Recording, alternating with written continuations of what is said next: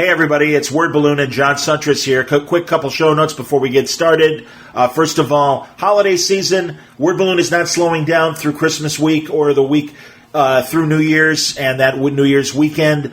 New product will be coming, new podcasts, and great conversations in the world of pop culture, comics, television, film, you name it. Word Balloon has you covered through the holiday season. Questions or comments about the show, reach me via email, john@wordballoon.com. You can also follow me on Twitter @JohnWordBalloon or my Facebook page under my name, John Suntress, and also the Word Balloon Network. So thanks a lot for listening through the commercials. It helps pay the bills. Please don't rewind or fast forward. Well, don't fast forward. It's okay to rewind. But, just thank you very much for your patience and listening to all of this. It helps pay for Word Balloon and bring you the great product you enjoy. So, without further ado, there might be one more spot, and then we'll start the show. Hey, everybody. Welcome back to Word Balloon, the comic book conversation show. John Suntress here. Fun episode for you today. A little rambling. It's a look at the Rise of Skywalker, spoiler-filled. We all saw it. Me and the other members of the podcast, that's Art Baltazar, Franco, Scott McMahon, and a new addition to the cast, Skokie Spidey, one of our buddies who does a lot of voiceover work here in Chicago, cosplays as Spider-Man for the comic store in Skokie, and we all saw Skywalker, and we all have opinions about it. And it's a kind of crazy, kind of freewheeling conversation. We spoke for 4.5 hours. I am giving you the best about 90 minutes or so of the conversation. And, Skokie Spidey does a lot of voices like I do. And it's a good opportunity to just kind of get into some impromptu conversations, all the different left turns that we take. We're really talking not only just about Rise of Skywalker, but really all 9 Star Wars episodes. We have to. I mean, even though there might even be some Mandalorian talk in there, I can't remember. But if you want to hear the full 4-hour conversation, I broke it into 2 parts, and it's available on the podcast feed, also at Spreaker. But this is, I wanted to give you a little concentration of it here on Word Balloon. People like when we do this. We broke down the Justice League movie. We did Man of Steel years ago. I don't know if we did Endgame. I don't remember if we did Endgame or not. But I know we did Last Jedi, and we refer to it as the Last Jedi review. So it's one of our favorite topics. I liked Rise of Skywalker fine. I didn't love it. I enjoyed it enough. But, I got my issues with all 3 of the sequels, and you'll hear about those. And, everybody else's opinions as well. Fun conversation today. The Rise of Skywalker spoiler conversation on today's Word Balloon. Brought to you by the League of Word Balloon listeners. It's the end of the year league, the end of the month, and I thank you very much for your great support via Patreon. If you'd like to subscribe to Word Balloon, as you know, it's free. It'll always be free. But if you enjoy the product and want to get a little bit more and help me out in the process by sponsoring me via Patreon, patreon.com/wordballoon, or click on the Patreon ad on the front page of wordballoon.com. Thank you very much for your support, League of Word Balloon listeners. Word Balloon is also brought to you by Aftershock Comics. Great stuff happening in Aftershock. There's one more week left in the year. And through the end of the year, there's a big half-off sale happening at the Aftershock e-store. Signed and graded comics, graphic novels, convention variants, everything, 50% off. Plus, if you live in the U.S. and you have orders of $50 or more, you'll receive free shipping. And the way to do that is use the code HOLIDAY. So, go through their catalog. You are going to find great books. Because they provide full story descriptions, preview pages of art, and also the diamond codes on how to order these books through your local shop. But you'll see it all at their website, AftershockComics.com. All right, without further ado, let's get into it. A conversation about the Rise of Skywalker with the podcasters, Art Baltazar, Franco, Scott McMahon, and our buddy Skokie Spidey, who we call Skoke. But I think you'll enjoy it. It's a pretty funny conversation. And I'm picking it up slightly in the middle because Art was talking about his father, Art Baltazar Sr., and classic dad jokes. And Art Baltazar, man, was doing, he is the definition of dad jokes. We love the guy. But there's definitely a lot of rolling your eyes kind of observations from Art Sr. So that's where the conversation begins on this episode of Word Balloon. Didn't he mess you up about Star Wars, too? What did he call C-3PO? Because he couldn't remember their names. Creepio. He called him Creepio, and he said Luke Sidewalk was his name. And he called Vader Darth. He said his name was Vader Darth, not Darth Vader. And he said Empire Han Solo was going to get thawed out, or he's going to freeze. And then he was going to say, hey, anybody got something hot to drink? And that never happened in the movie. I was waiting for that. What happened to C-3PO's red arm? Just curious. Have they talked about that in Rise of Skywalker? It was a spare part in the... Yeah. Honestly, like, am I wrong? Like, there's a comic book that talked about... Is it really? Written by James Robinson, I believe. Is it really where he gets his gold arm back? No, on how he gets the red arm. That I had no doubt. He goes back because it's like right after that, and then it's replaced with the gold arm. Yeah, they just fix him in the movie. Because he was away on a planet, and they just fixed it with that spare part because there were a bunch of droids there.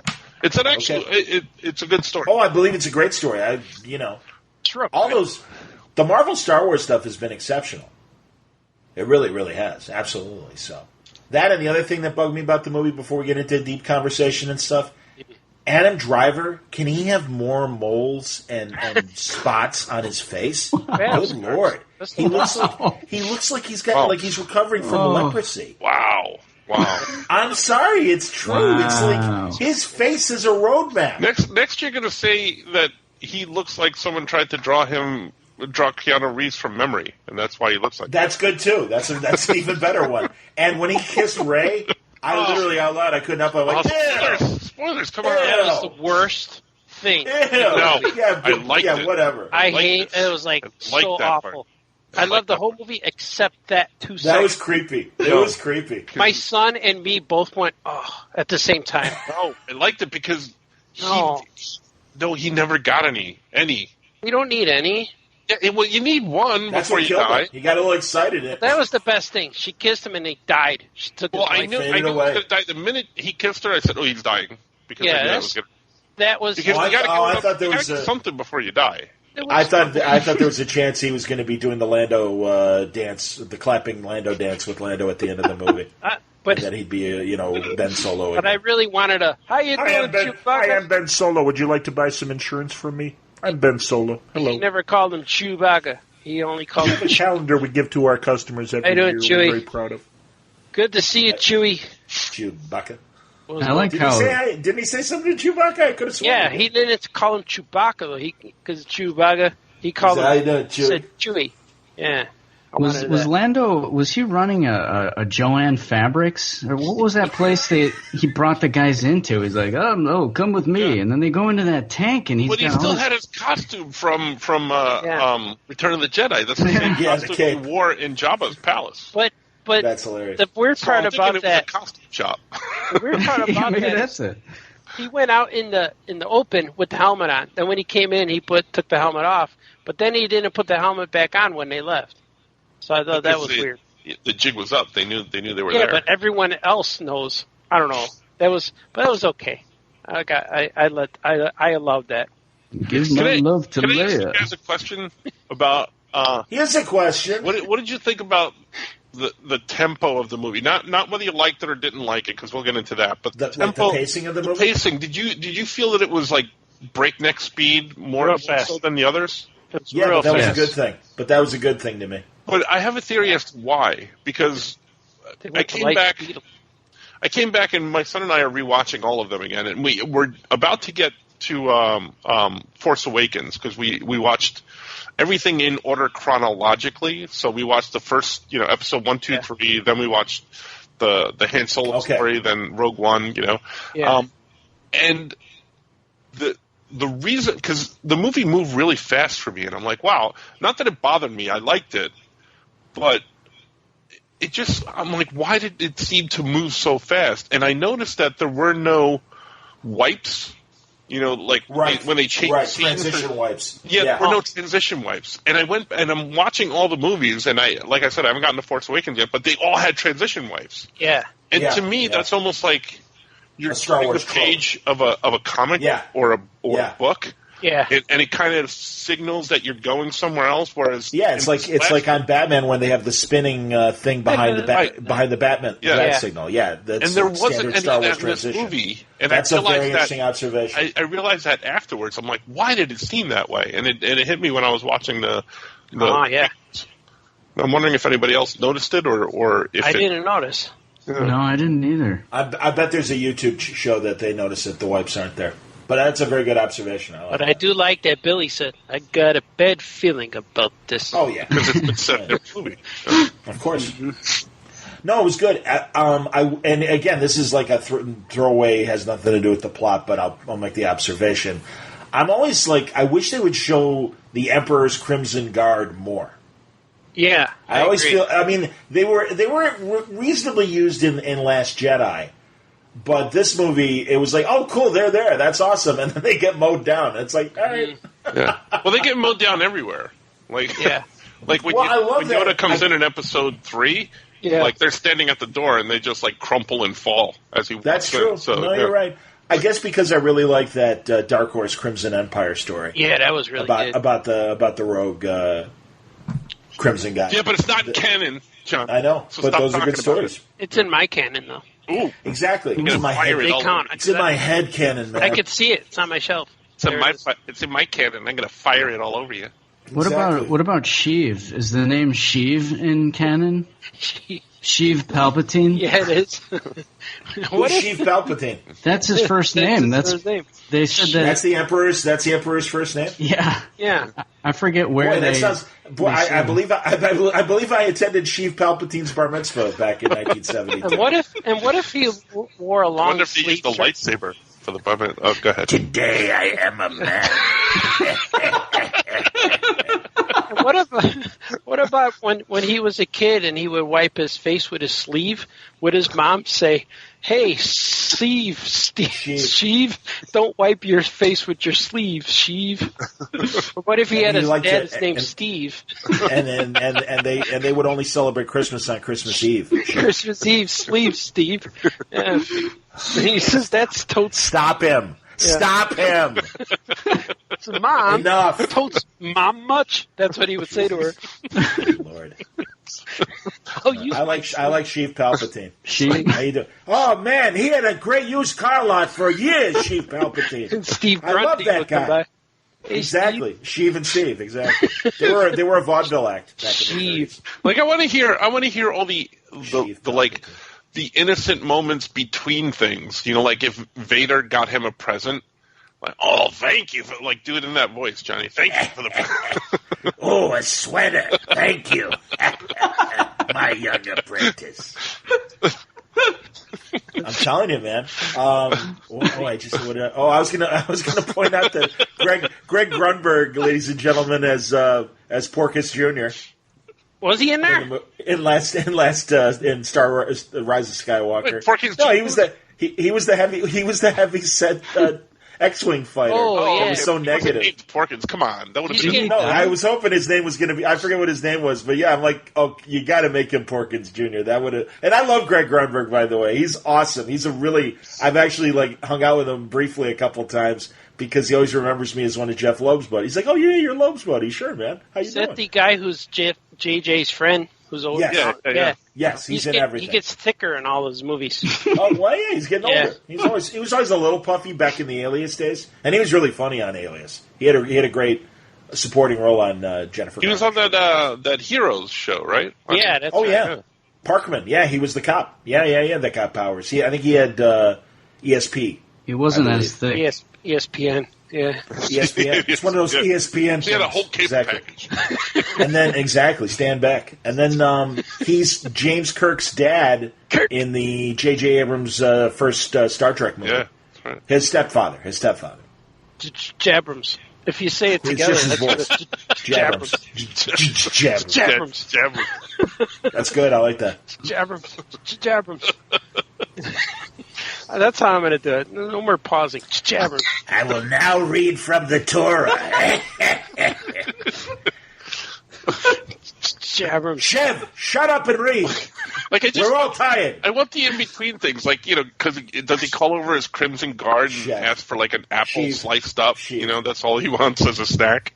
Now, who did Sheev make sweet love to create this real boring, disappointing son he had? And then that is a fine question. He had a disappointing son who married a real boring lady, and they tried to hide in a real boring. Well, it had to have been his time in the Senate when he was, when he came to power. All the other senators was like, "Hey, Palpatine," Yeah, or did he?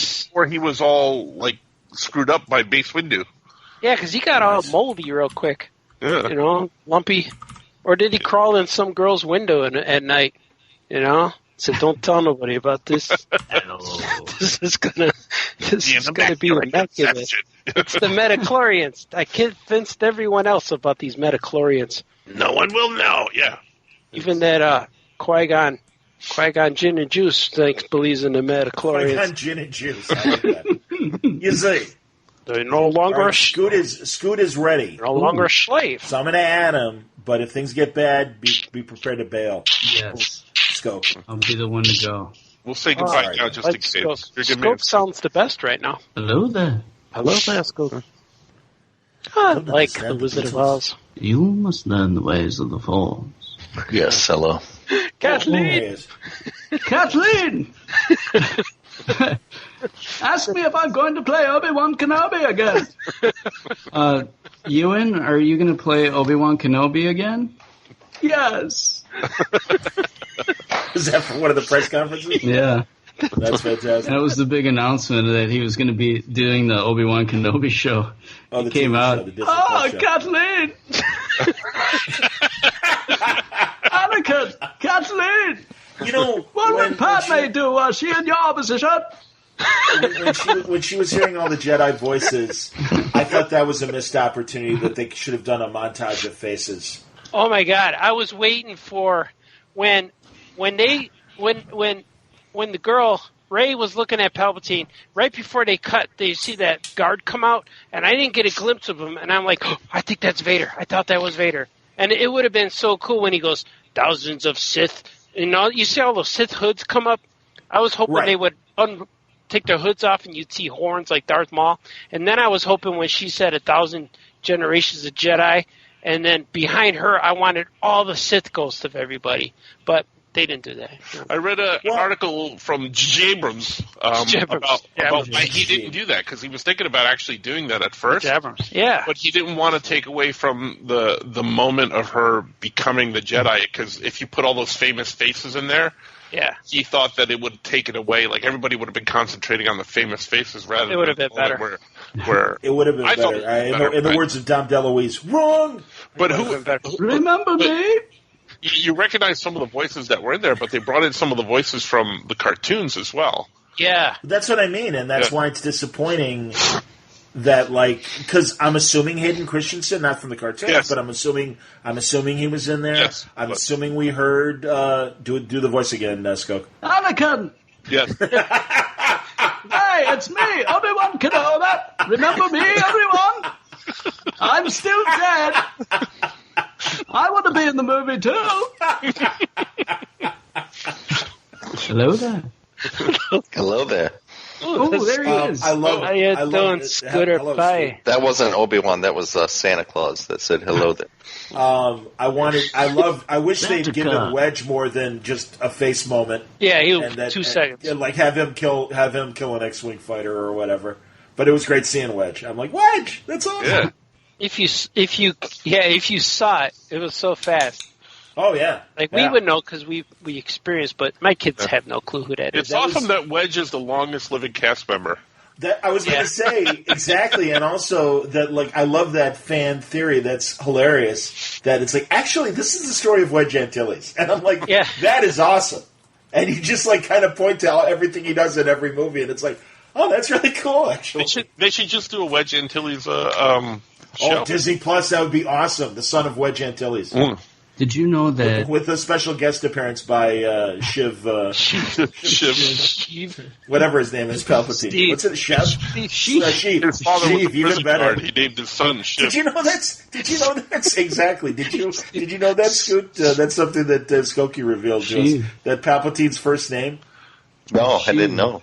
Yeah. It's Sheev. Sheev Palpatine. It's like Steve Palpatine. It's like, hey, I used to get my hot dogs from Sheev Palpatine before I started going to Paco. Liev Schreiber. Isn't that the guy that played Exactly, Schreiber? Sheev.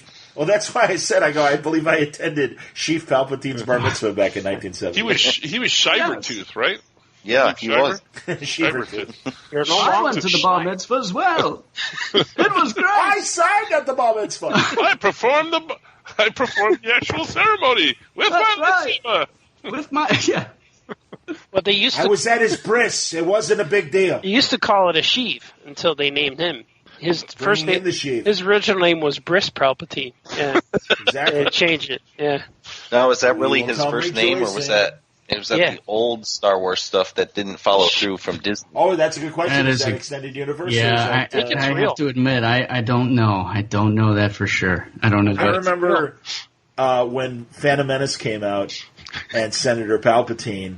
I'm like, well, that's a stupid. I was talking to Frankie Lee from XRT. I'm like, that's a stupid giveaway. Good Lord, it's the Emperor. And his face drops. He's like, what do you mean? And I'm like, well, Emperor Palpatine. He's like, I didn't know that was the Emperor. I'm like, oh, I'm sorry. And I totally spoiled it for him. I'm like, oh, man, I'm sorry, man. wrong. It would have been cool sorry, if they. man. Fired for that job, Johnny. It would have been cool if they changed Emperor Palpatine's laugh to Jared Leto Joker laugh. Speaking of which, first Screen Actors Guild DVD screener I got for the season today, Joker. Oh, yeah. Hey, we recorded that, didn't we? We did our conversation, yeah. Yeah, is it out I there? put it out. Is it out Oh, there yeah. in the world? Oh, cool. It's in a word balloon. Oh, yeah, Joker. Palpatine.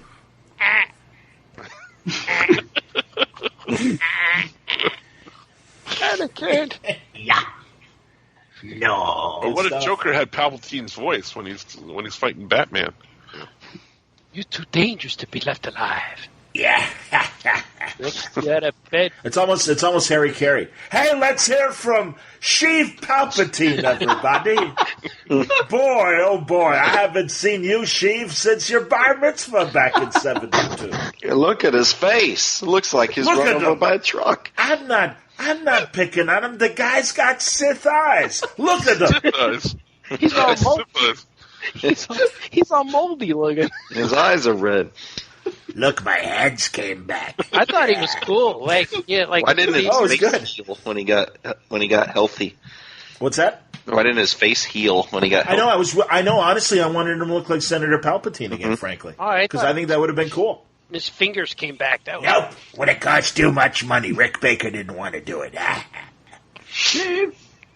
my cousin. Rick Baker. Hello, Sheev. Good to see you again. I'm so glad you're back, Sheev. Let me ask a question, Kathleen. God, that's awesome. I just like how spazzy he sounds. Because I've always felt that he's a very cool dude. And you got the voice down, and that's fantastic. Well, that's- Anybody want to play? Why am I yelling? I don't know, Anakin. I loved you, Anakin. No, you got to give us. You're supposed to be the Messiah I haven't seen or the you chosen this one. nervous. You're supposed to be the chosen one. You are the chosen one. We fell in those gun darks. Oh, man. I have the high ground. But again, yeah, I just think I was saying, Scoot, and Artie agreed.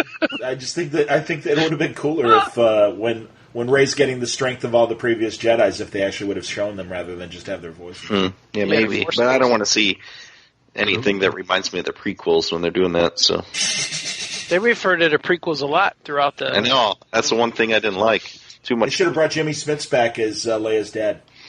I saw him in something recently. Oh, it was I think he's it was got a new, Rebels or something. Oh, I was going to say he's got. Oh, really? Oh, that's cool. I thought you were talking about actually Jimmy Smits. I've been watching Rebels and it's really good. Rebels. Yeah, Rebels One is of the good. voices. One of the voices at the end is Freddie Prinze Jr.'s voice. Yeah, that's FPJ? right. Kanan. Why? Who was he? Kanan. Yeah, the Jedi. Yeah, Kanan in that. Oh, Rebels he's one of the cartoon. animated voices. Okay. What Looking season for- are you on, Art? I'm still on the first season. Yeah, the second season you're going to love because Vader's in it a lot. Yeah, and the coolest part is like the first episode, the first character you see is Vader. They show him, and that lets you know where it's established, what part of the timeline and stuff. But I saw random episodes here and there, and I really liked the ones I saw. But man, I'm digging it. I'm watching it all in a row now. It's really good. I love it. I'm on a big Star Wars kick, so I'm watching all the stuff that came before the movies because I'm going to watch the movie again. But I want to see the Clone Wars cartoon and the Rebels cartoon. All that stuff is on Disney Plus, and I want to go through and watch it. Yeah. And you have to watch before Mandalorian. You have to watch the holiday special because it's actually in canon now because they referred to it several times. Yeah, that's hilarious. Where? I do remember them saying Life Day. In the very first episode, when he goes to arrest Horatio Sands, he says, "Well, I hope I'm not late for Life Day. I got to get home for Life Day." Yeah. And he refers to that. I don't care what your Jedi says. Now let me ask you a question. Time is here. Laura Dern in the last movie? Yeah, purple hair. Purple hair. Was she Arthur like species? Oh. She might have been. Right? I'm okay with that. Wasn't she kind of sort of dressed the same or sort of or no? I don't know. I just hated that she was. Again, her and I also I meant to mention, and it's so cruel, but it's true. That lady, the British lady, General Big Nose. Holy shit. Oh, did you guys... I'm sorry. Happy Lexmas, everybody.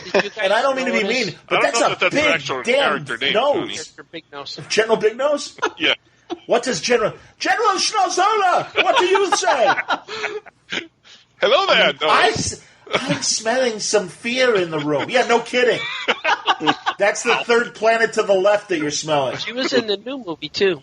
I know. Did you see I smell ass. Did you see what she did at the very end of the movie? What'd she do? Who was she kissing? She kissed her friend. Was she the lesbian kiss? Was it? Yeah. Oh, I didn't realize that. Wow. How was that other woman able to get to her lips with her nose? That's a special effect. That was the second cringe me and my son. First, Ray and Jakku kissed. Those guys, they kissed and we went, oh. And then the lesbian kiss and we went, and he didn't go, oh. He went, huh? Hey, am I not so good? Yeah. Did Rose Tico have a lot less to do in this? Yeah, a lot less. Jar Jar. That was weird. Yeah, that was weird for her to be such a big part of 2 and then just kind of there in 3. No, they do that with characters. They did that with Jar Jar, and they did that with other characters. Yeah, but that's Jar Jar. I mean, it's like, I don't know. Well, if you think about it, Star Wars runs in cycles. They do the same story in cycles. And that happened to Jar Jar, and there was a huge backlash for that character, so they took him out of the second one. They did the same thing with Rose.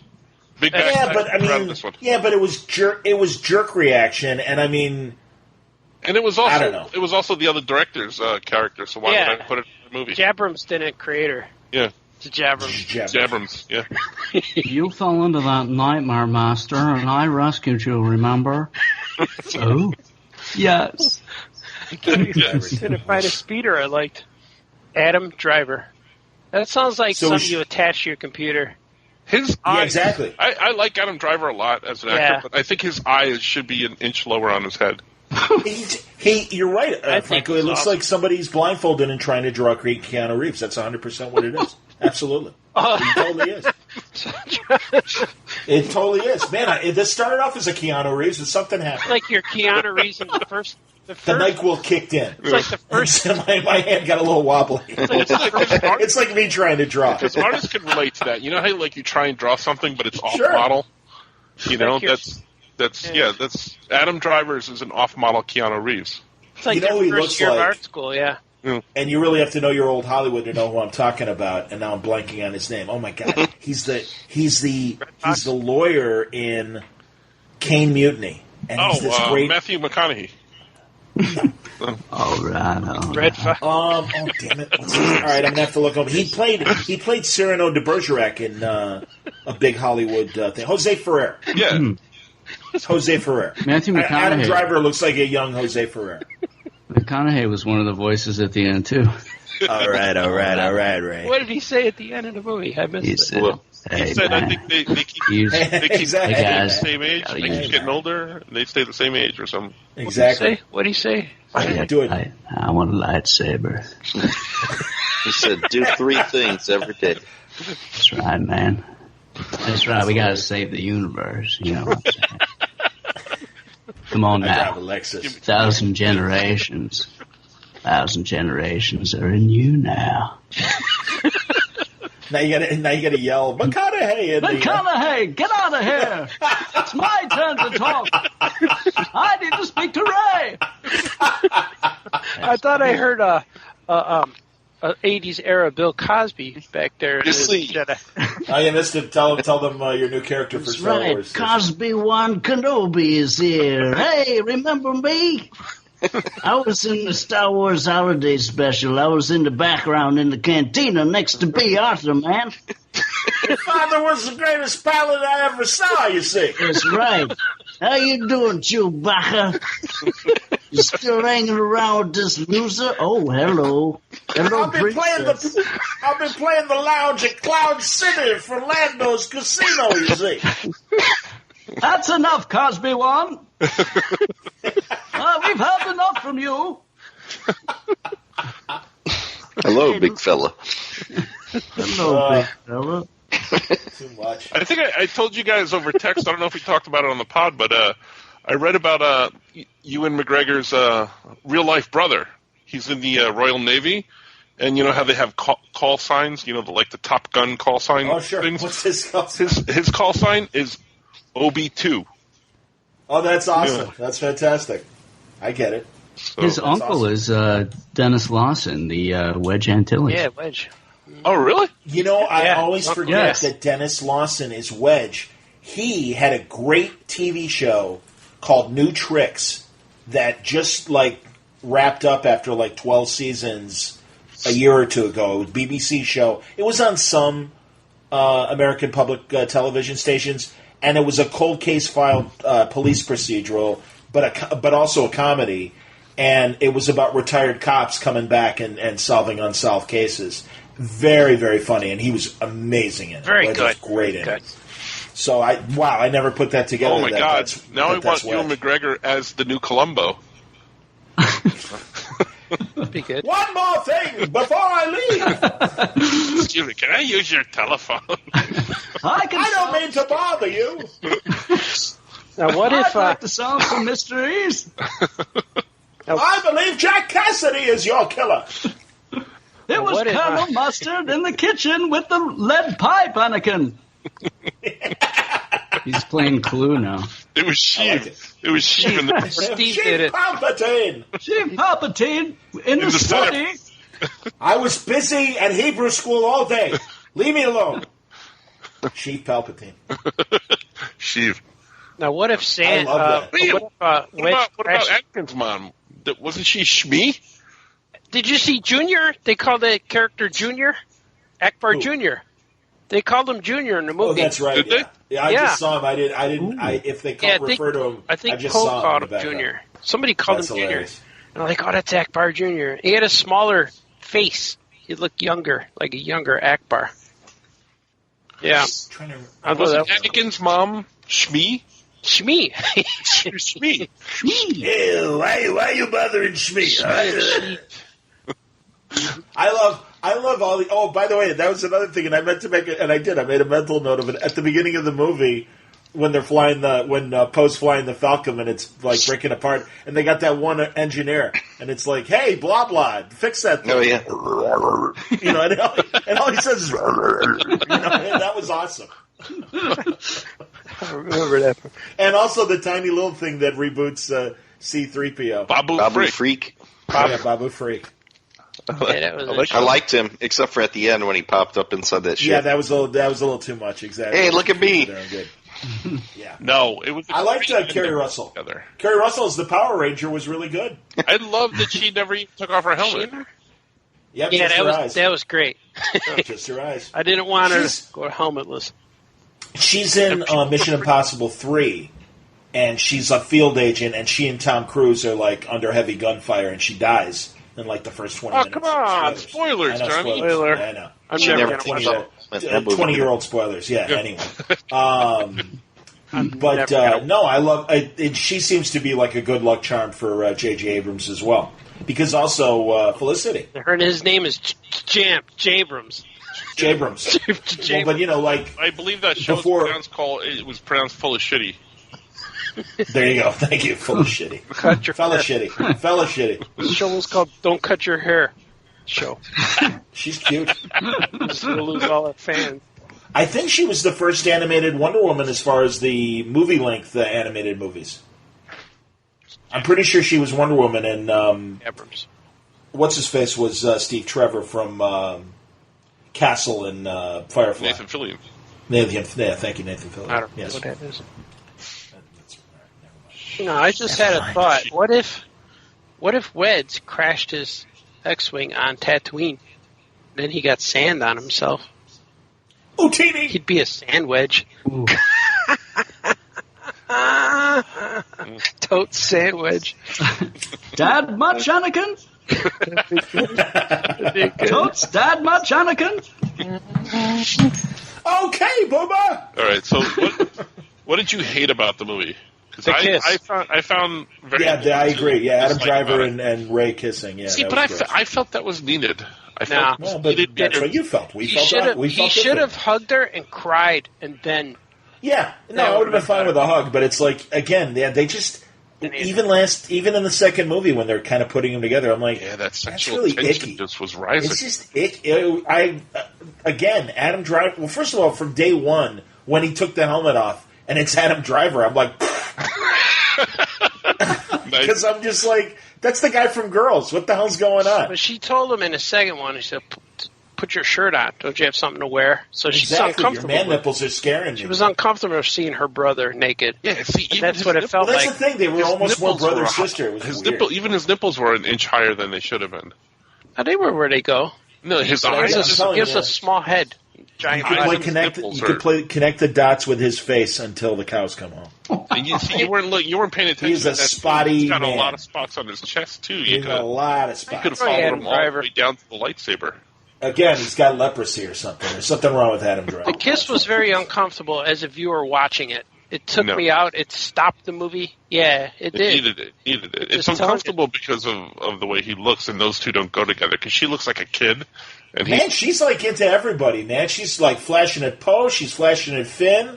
That's what happened. Flashing at Kylo. She flashed. But you know what I mean. She's like batting her eyes, being flirty on a desert planet. She's a little horny. She's a little horny. Yeah, she gets off planet, and all of a sudden there's men around. All right, man. Digging the men. Digging the men hard. I don't like where this is going, guys. I'm just saying. I'm not saying. You can edit that part out. No, I don't think so. I'm standing by what I said. I think Ray's she's kind of being a bit of a dog out there, and that's okay. That's equal rights. That's all right, guys. Hey, Poe's out there sniffing around. Oh. God bless him. I really liked Poe in this movie. Yeah, me too. I was very, very happy. I think all the characters. Poe had a lot to do. Yeah, people were losing their mind with Kerry Russell's character, and that whole thing that seemed forced. But I liked that relationship. And I thought it was good. Yeah, I liked it a lot. Yeah, I liked the characters were a lot more stronger in this movie than they were in the last two. Yeah, the main three. Yeah. Yep. I even like Kylo Ren a lot in this movie too. The one part when Chewbacca. When we were fooled that he died, I got mad. I liked that, actually. I had kind of hoped that that's would have been the end of Chewbacca because this is the last movie with all these characters, so why not go out in a blaze of glory? Unfortunately, the previews ruined that for me because I was like, oh no, the scene with him and Lando's coming up where they're in the Falcon. That's right. Yeah, that's right. Yeah. See, but if they never kissed, we wouldn't be talking about this being forced. Not forced, but it took him out, it took everyone out of the movie. I just said ew. I literally out loud went ew. Yeah, I went, oh. It was a disappointment. And I think I would have been disappointed if it was longer, but it was a short one, and then he died, so I was okay with it. But go ahead. You know what movie I compared it to is Pacific Rim, the first one. I saw that, and there was a couple, man and woman in robot suit, and then they saved the world, and they were floating on the raft at the end of the movie. Spoiler. And in that movie, I'm watching it, and there was no there's sexual tension, but there's nothing to hint that they love each other. Kind of like Kylo and Rey. There was no There was no sexual chemistry. There was... Well, they had the uncomfortable scene when Smoke or whoever catches them in the second movie with the shirts off. Right. But there was nothing leading to... In my mind. Nothing to suggest he loves her. But in that Pacific Rim movie, when the couple are floating on the raft, I was watching that and I kept saying, please don't kiss, please don't kiss. And they didn't kiss, and I enjoyed the movie more because they didn't kiss. And when you tell people about that, people will say, oh, they kissed. I go, no, they didn't. And they're like, no, they did. No, they didn't. But that's what was better. It's better. I didn't even remember them being on the raft. Right. That's how much of that movie made an impression on me. Yeah, I didn't like the movie. So now you could go around telling everybody that Adam Driver and Ray did not kiss in this one. You can spread that rumor. But it's on there. No, it can't. I can't do it. What I'm saying is like Pacific I know what you're saying. I'm just saying. Made you ended the story in your head. You put them together, and that would have been better if they just hugged and he vanished in her arms. That would have been way more effective than having them kiss, and it just stopped the whole thing. It stopped it, and I'm like, oh, that was dumb. My theory is everybody needs to live a little before they die. Sorry. Yeah. He lived. I'm talking about, and I don't know. Again, I whatever. It confused my kids. My daughter said, "I thought they were brother and sister. I thought they were related. Why did they kiss?"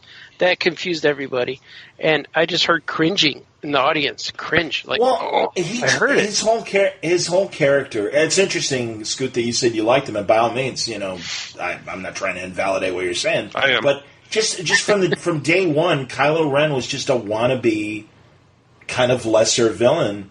That it's just I for thought every he cool was a better, thing, like whiny, spoiled rat villain than Anakin was. Yeah, way better. Yeah.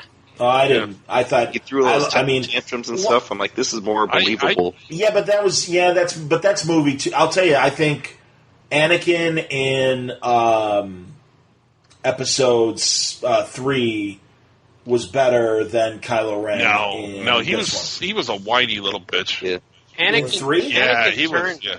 Anakin turned too quickly. Too fast. Yep. It was nothing to build up his turn.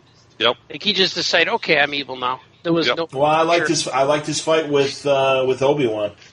I liked the fight too. Yeah. He just turned to. It was. I wanted him to be more evil and turn evil, not be a bitch. I hate this guy not for the reasons that I'm supposed to hate this guy. I hate this guy because he's whiny, and I hate him. And to me, Kylo was a rerun of Count Dooku from the prequel. No. Kylo was the best thing about the sequels, yeah. I think. I was rooting for Kylo to turn good, though. Really? Yeah. Boy, I sure don't think he's the best character in the sequels.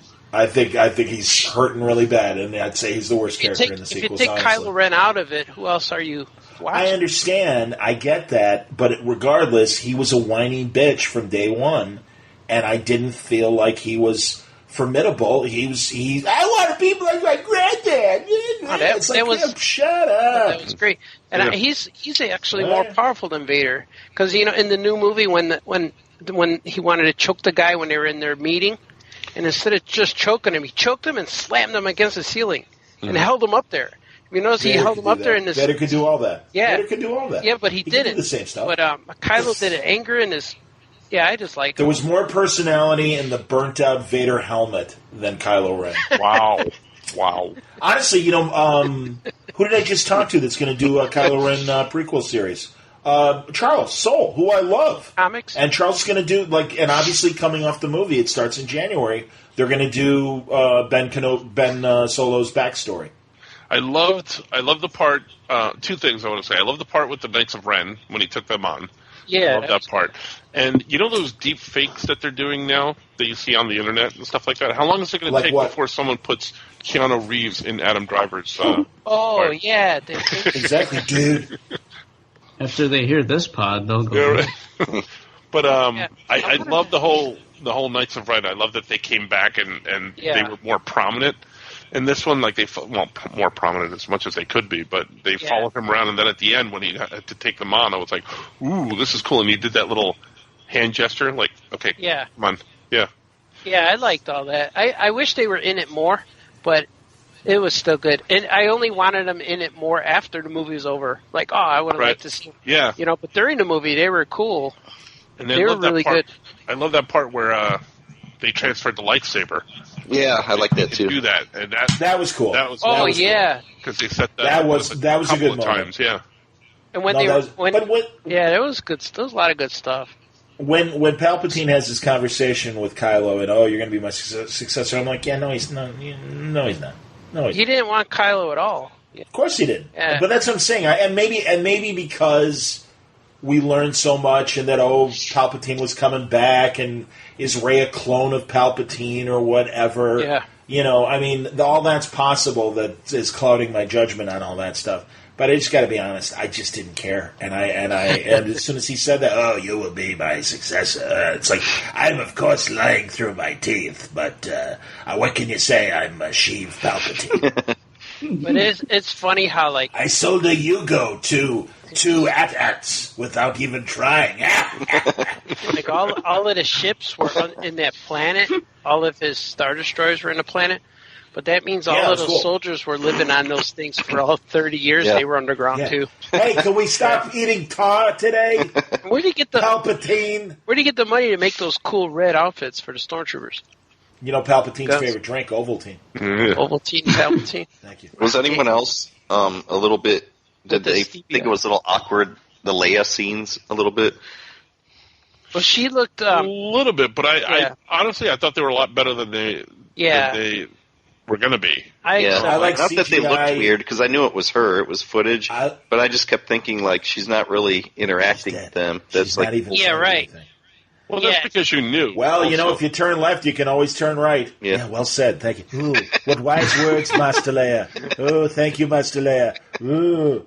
I thought really got a lot out of that tie your shoe properly line there, Leia. Thank you. Maybe that was it. It didn't really take me out of the movie, but she didn't really say anything memorable, because they were just reusing whatever they had of her. Yeah. Well, a lot of what she around. had to do came from the other characters. It's going to take all her strength now to do this. Yeah, yeah, you're right. Yeah. Because I wish you could see what I see off screen. Leia right now is lifting a bus over her head. That's amazing. I like Lando. Too bad we can't show that. I liked. Say? Leia. She's lifting that entire bus over her head. That's wonderful, Leia. I liked CGI young Leia training. Oh, that was a great scene. Yeah, that was cool. They both looked so fake, but it was awesome.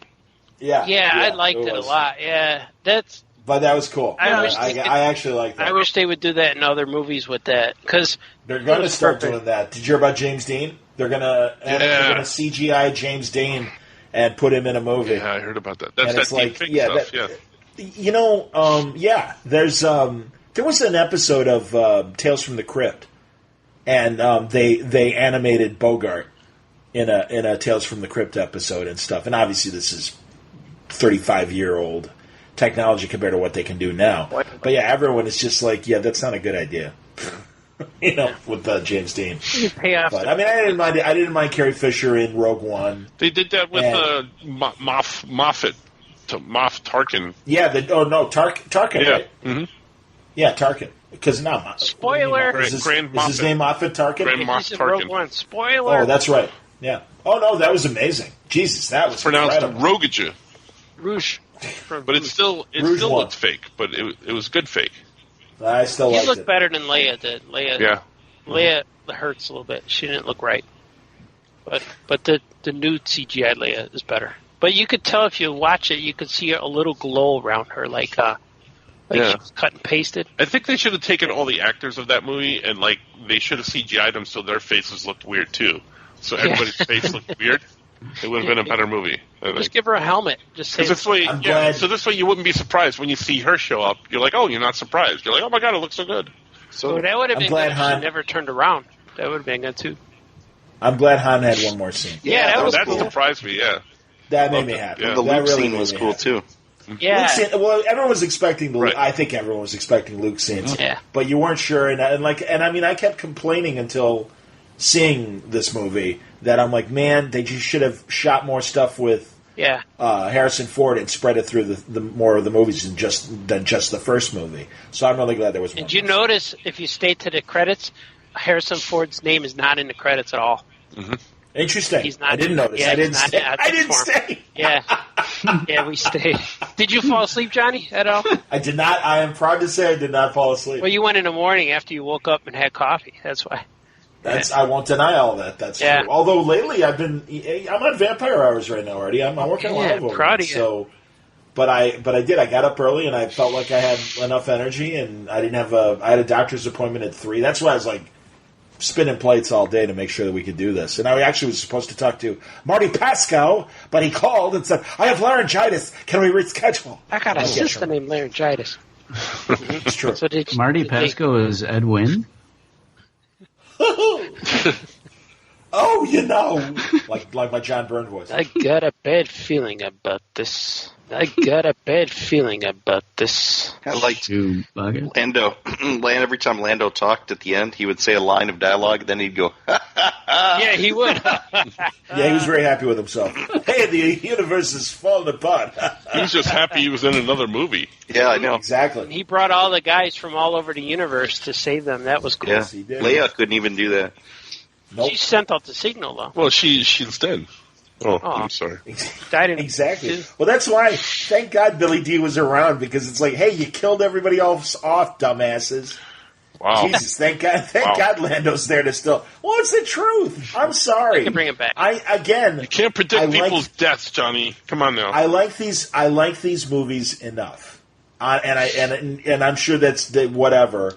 That I'm not a hater or anything like that, but they really blew it with the original characters. And this movie, thankfully, they kind of righted the ship, but they really did blow it with the first two movies. Chewie and C-3PO did a lot in this movie. Yeah, Yes, C-3PO and was that like was the main excellent. character of the movie.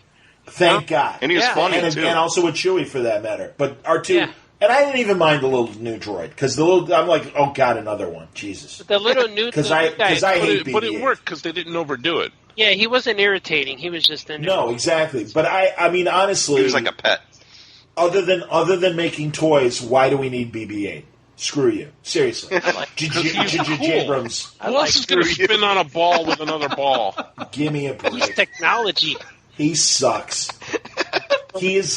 I had a good analogy. BB-8. Screw you. He's the Jar Jar Binks of the sequels. No. It's like, shut up. Come on now. I hate him. Oh no, I know this is I know kids love him, and everybody else likes BB-8 just fine. R2 could have done everything that they had BB-8. I agree. R2 was powered down the Needed more first movie. screen time. Jeez. What's that? R2 was powered down the entire first which sucked. Which was an insult. Yeah. C3, just like, and again, I like the fan theory that the movies are really about Wedge. The real thing is especially the original 3. That's 3PO and R2's movie. Yeah, you're right. And they are very important characters. And to reintroduce R2-D2 under a tarp is like, I'm sorry, that's a big F you. It's a bit racist. Powered down. How else are you going to F keep dust off of something that's in storage? Yeah, okay. It's a bit racist too, I would think. A little bit. Like the Mandalorian hates droids. Yeah, he does. Yeah, good. Screw them. He would have shot just like Johnny. Big F you to BB-8. Yeah.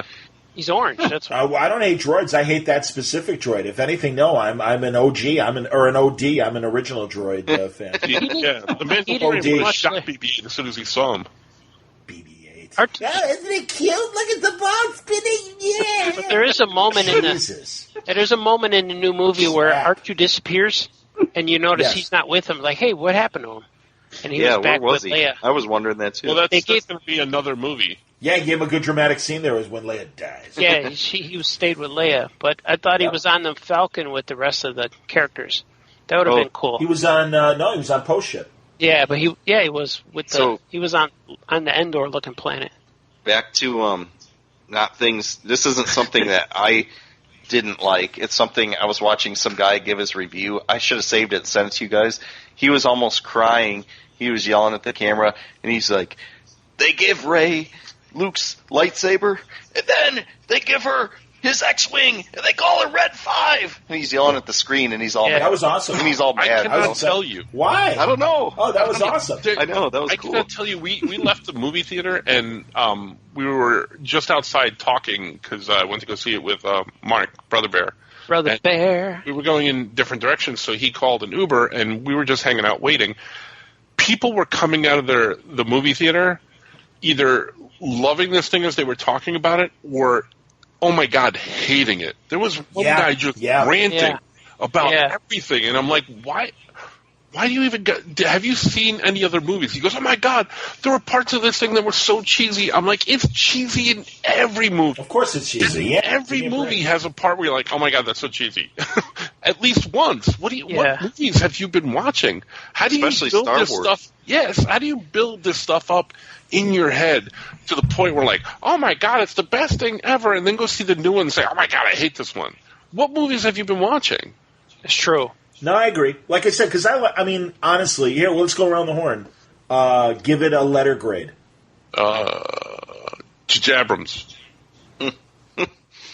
I'll say B. I'll give it a B because it was good, but I like the other ones better. All right, I agree, Scoot. I for different reasons, I'll give it a B. I'd give it a B plus even. Out of all of them, or these three? Judge this movie. No, but I'm saying answer my question and then answer your own question. No, I understand what you're saying, but just the movie itself. No, I'm not going to answer your question. Instead, I'm going to get into fractions right now. Can we do that? No. Answer my question, then no, because I refuse to answer your question unless you answer my question. Yes. I give it a like an A minus, I think. All right, there you go. But now answer my question. What's your question again? I didn't understand it. I like that you didn't even listen to it. Are you saying? I was going to ask you. Do you want me to judge just this movie, or like together with the 3 sequels, or all together with all of them? No, I was wondering what you thought of this movie on its own, but by all means, let's expand it, and we can talk about the sequels in general. Sure. No, I don't want to.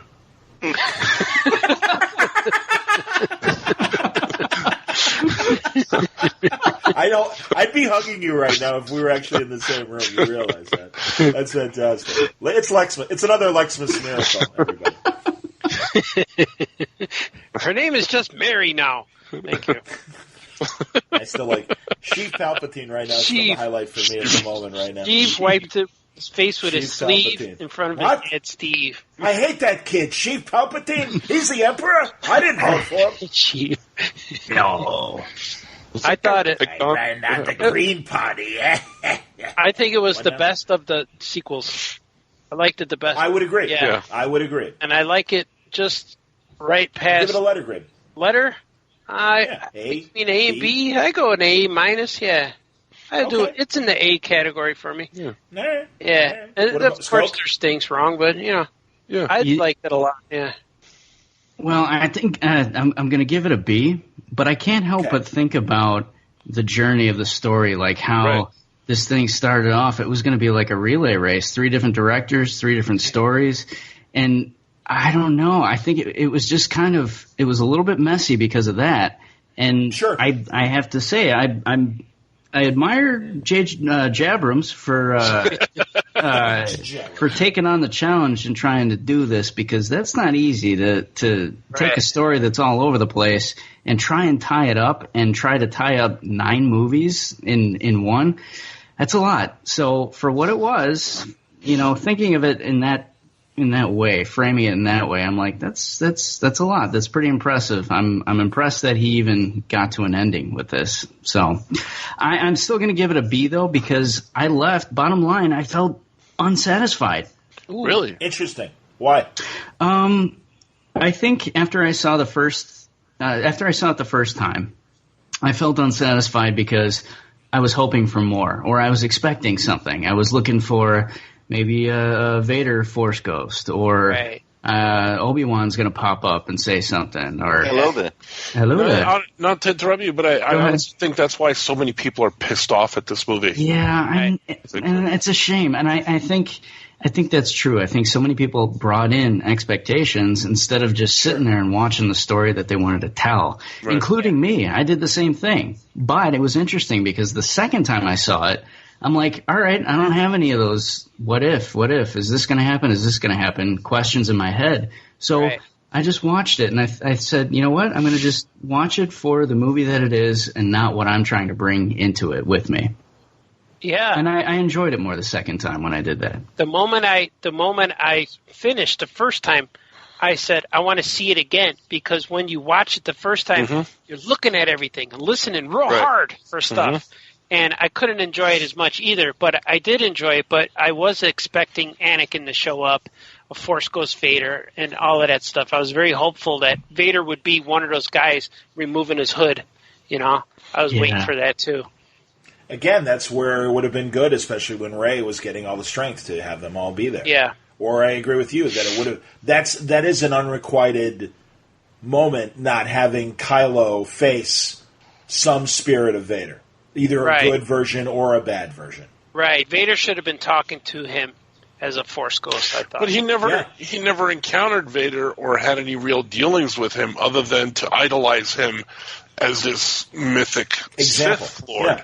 So it made sense that he never saw him, to me. Well, again, just like, and I'm glad that they had the scene with Harrison Ford. Yeah. But he clearly still has some, and not in the case of Harrison, but obviously to be able to heal Rey and some of the other things he was able to do, he obviously still had Jedi powers, so I could see that connection allowing Anakin to speak to Ben and go, look, this isn't the way. I learned it at the end of my life, and you need to make that decision before this all, burns you up. Yeah, it's a missed opportunity. It's almost like Catholicism, where if you did crappy things all your life, but at the end you're like, oh, I'm a Jedi now, then you can become a Force Ghost. Right.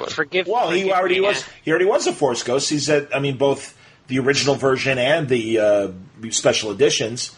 Before they made it Hayden Christian and stuff, he is redeemed at the end. He is a Force Ghost at the end. So yeah, that's okay. I got no problem with that. But yeah, those are the kind of, and they're little things, and that's why it just keeps me from saying, oh, it was an A. And you're right, Skoke, I agree with you. Preconceived notions is always what disappoints us when we go to see a movie. Yeah. 100%. Yeah, I didn't really go in with any preconceived notions, and I really enjoyed it, especially the second half of the movie and all the 3PO stuff and Chewie stuff. But at the beginning, I still didn't understand what was going on with those Sith triangle things and how they can just plug them into their ship and all that stuff. I was just confused the whole time. I'm like, I don't know what the hell's going on. It's interesting though, because unlike Star Trek that does pseudoscience, I accept all that stuff with Star Wars because it's fantasy. Yeah, I know, but I just still, I'm like, I'm just saying. No, I get what I'm not saying this to invalidate what you're saying. I'm saying for myself, it didn't bother me. Yeah. But I agree with you that it was just kind of like, hey, look, it's these things. All right. Because they never really talked about them in the other movies or anything. It's like all of a sudden, it became a thing. Well, that's what I mean. I mean, it's fun. Franco and I, and this is just for us, Star Trek Discovery Season 2, all of a sudden Klingons have time travel crystals that never existed before. Yeah. And again, it's like Star Trek deals with, they try to explain their pseudoscience. Star Wars, it's just all fantasy magic. Yeah, there was a lot of things. Okay. There was a lot of trinkets and things, like with the dagger was the other thing. And what bugged me too was the orange lady, the small one. Maz Kanata's. It's like she didn't do anything in the second movie. Like she was in the first movie, she was this big, supernatural, mysterious, almost like a Yoda, user, like a Force user who had the lightsaber. But and then she said, "This it's a story for another time," and you're waiting. Oh, what is it? And then she's just hanging out with the soldiers now. She's not doing anything but leading. I think she was a wasted character. There's so much more story they could have told with her.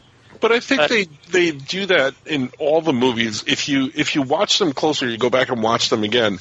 Not so much with characters that they bring in like Maz, but like there's little things like if you're watching like Return of the Jedi at one point, or Empire Strikes Back when Han wants to leave after he brings back Luke from Hoth. He wants to leave and he's like, I got to go pay back Jabba.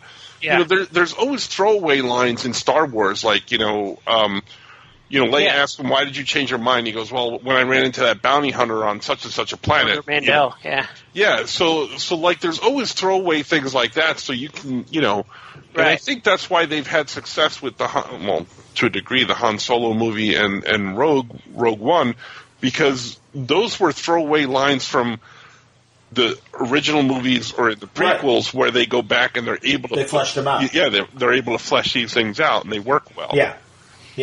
So I just attribute it to that. So they, it's the character that you can go back and in the second one in episode 8, in episode Last 8, Jedi. where Maz is, they call her. And her place is being overrun, and she's shooting while she's talking, and that's all you really see of her.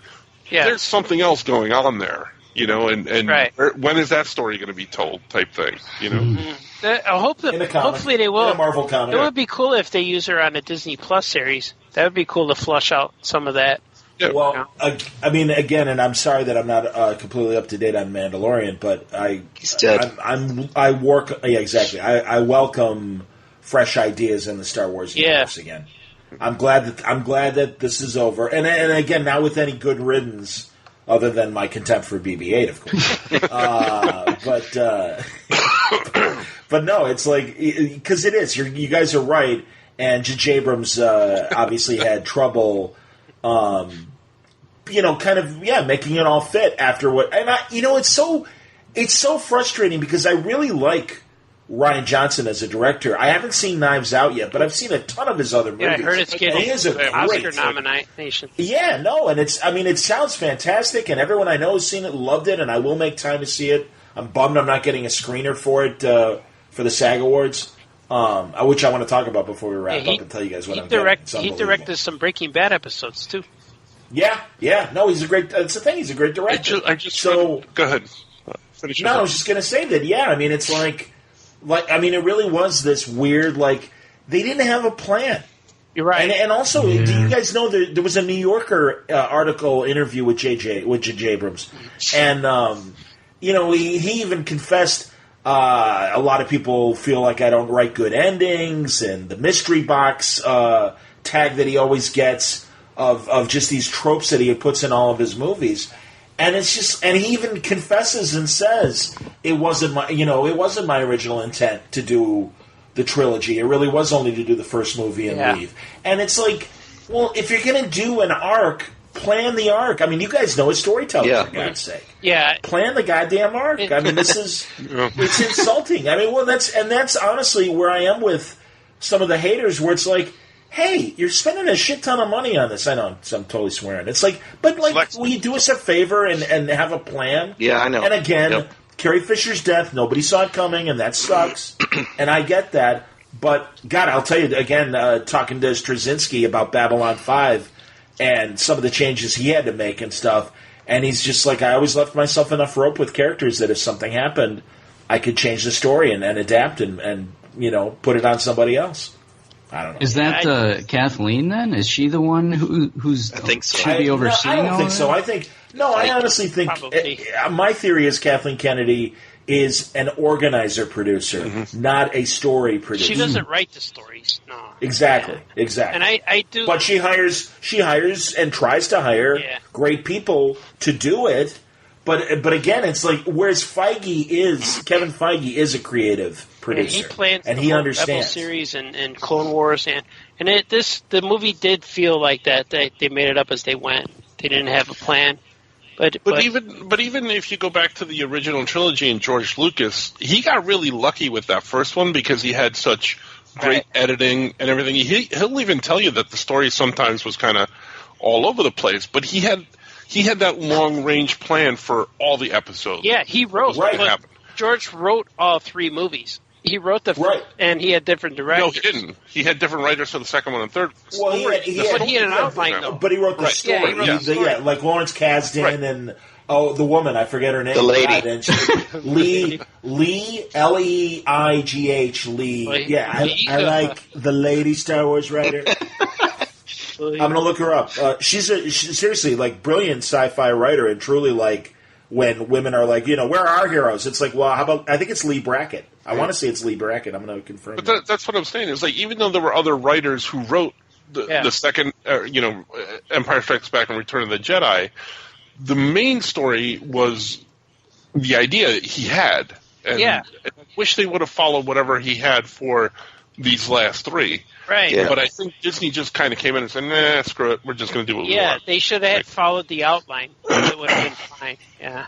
Lee Brackett. It is Lee Brackett who wrote one of the drafts of Empire. I want to say before, Johnny, when you mentioned Rain Johnson, I read an article about, all these elections and, the Russian bots, influencing our decisions about the election and all this other stuff, that it was found that these same people and bots were doing the same thing with the Star Wars movie. Oh, I believe it. And kind of like just to kind of make trouble and have people argue and stuff like that. And they did it. I just know that. Yeah. I do know they're much like Ethan Van Sciver. There are haters out there on YouTube. Oh, absolutely. Of Star Wars. There's haters in the movie theater when you go see it. Well, and that's what I'm saying. I mean, so yeah, I'm sure there were probably bots out there just adding to the chorus of haters and stuff. But like there's and I really do like their channel. It's called Midnight's Edge. Oh yeah, and they do a lot of stuff. A lot of the stuff I don't agree with. They are very anti-woke to a very ridiculous level. I mean, they really hated Captain Marvel. Really, really. Oh, I saw that one recently. But they've been anti-Star Wars, and I wanted they did a 4-hour live show review of Rise of Skywalker. And 4 hours? Yeah. Well, they just had a bunch of people, kind of like us right now, pop in and pop out and give their 2 cents and stuff like that. So. Wow, how can anybody talk for 4 hours? Yeah, what a bunch of weirdos. Exactly. What time is it? It's 9. Oh my God. I guess we've been to 3. I have a question for you guys. No. Did anybody? Yes. Yes. Did any of you guys feel any strong emotion at any point, whether that be chills or tears? Any certain part for any of you guys? Yeah, when Chewbacca died, when I thought Chewbacca was dead, I was kind of sad for a second. But also, part of me was also saying, "Wow, that's cool that they were that ballsy." And no, he dies here, and it was okay that he was alive. But I was like, "Wow, he's dead." Yeah, I was disappointed. Wow. I felt it sad, and then I got mad. Like, oh, why'd they do that? So that was the one moment. I think for me it was a Han Solo moment when he's talking to his son. Yeah, I was happy to see it. I was just happy. I wasn't I didn't tear up, but I was really happy to see it. When he said "Hi, kid," I thought it was Luke for a second. Yeah, me too. And when he turned around, it was the moment for me was like when you look at it and you takes your breath, you're like, oh, like that. That's what happened. And then, but then when he was talking to him, he put his hand on him, and that's his son. And I'm like, that's where I just started. Well, and even when he says, Kylo goes, he's like, "Dad, I'm trying. I don't think I can." Right. Do it. Yeah. And then he told him, "I know." Like he wanted to say "I love you," but he goes, "I know." No. Yeah. That got me too. Yeah, that was a good moment. Stop it, Johnny. I'm gonna cry now. I'm bummed. That's the one piece of music I did not hear in this movie, and I was very sad. That's my favorite music from Star Wars. The sad romantic music. I want to go see it right now. I want to go watch it again. So there's a lot I enjoy. I'm debating. I got to be honest. I'm really debating if I need to see it again so immediately. I mean, I'll certainly watch it when it's streaming, but I got to be honest, and I don't know. I'm gonna have to think about it because again, I truly did. There was a lot I really did like, and it starts with Poe. Poe was fantastic. 100% turnaround. Yeah, he funny, just heroic and funny, and I like the shit with Finn. He was like a Han Solo replacement. Finally, 100%. Yes. Well, one of the really good. One of the parts that got to me involved Poe when he was sitting next to Leia after she had died, and he's like, when he's praying over her, he's like talking out loud to her. I'm like, oh man, and it wasn't even for me so much that Leia's gone. I mean, that was sad, but it was more the idea that man, I've been in that position. Like I've either been there with someone who is dying or already gone, and I've been having that similar conversation either out loud or in my head, just like, sure, I don't know if I can do this. Like, how are you so strong? And those kinds of things, that got to me for those reasons. I can see that. I'm a Absolutely. big giant mush. I will cry in almost every movie I see.